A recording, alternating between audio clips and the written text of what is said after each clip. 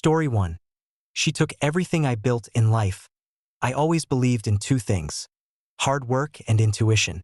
Hard work made me rich. Intuition, it failed me in the worst way. I was never married. I had two real passions: business and coffee. By 35, I owned a logistics company, 3 warehouses, and a bar. The bar was just for fun. I'd wake up at 5 a.m., go to bed at midnight, and I was perfectly fine being alone. Until the day she walked into my bar. Sofia. Dark hair, sharp eyes, a voice like she owned every room she walked into. She ordered a double espresso, no sugar, sat at the last table, and pulled out a notebook. 3 minutes later, I walked over to say hi, and that was the beginning of the end. She was smart. Not just read a few books smart. I mean dangerous smart. She laughed at how I held my pen, and 2 hours later, she was breaking down how my shipping routes could bring in 12% more revenue. A week later, we were dating. A month later, she was living in my place.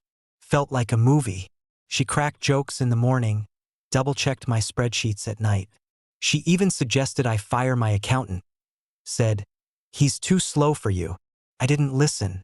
Shame I didn't notice how quickly she got friendly with my operations guy, Victor. The guy was good with Excel, terrible with people. But I trusted them. Both. Then came the big idea. "Why don't we expand to the East Coast?" she said. "I have contacts there. We can build something new." We opened a new branch in her name. She claimed it was better for tax reasons. I didn't even blink when she got added to my bank account. Didn't question the emails she started getting from my lawyer. Didn't flinch when the bank called her a business partner. I wasn't in love. I was blind with trust. 14 months after we met, I woke up and she was gone. So was her laptop. So was the money. Victor, he quit the same week. Family reasons.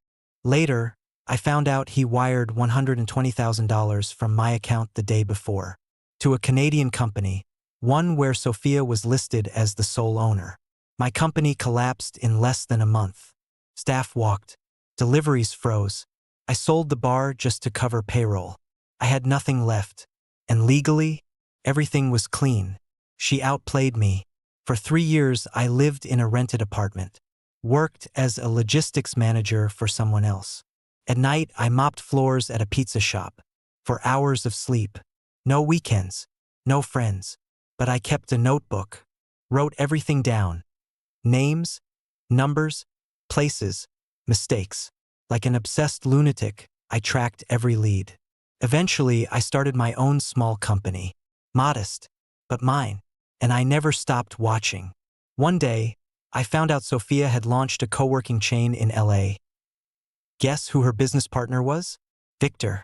New name, new look, same scam. They were giving out startup grants and pretending to help young founders. So I applied. Under a fake name, fake team, fake company. I built a perfect pitch and invited them to a face-to-face meeting. They came. She didn't recognize me at first.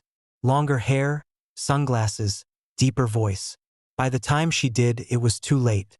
Everything they said, I recorded.